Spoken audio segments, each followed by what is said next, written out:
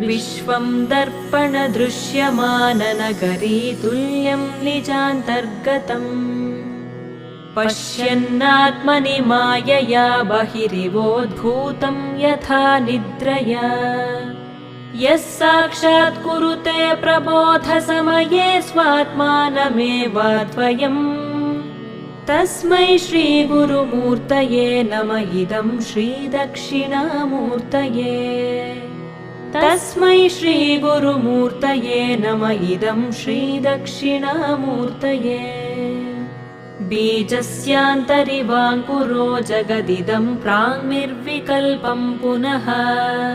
मायाकल्पितदेशकालकलना वैचित्र्यचित्रीकृतम् मायावीव विजृम्भयत्यपि महायोगी वयस्वेच्छया तस्मै श्री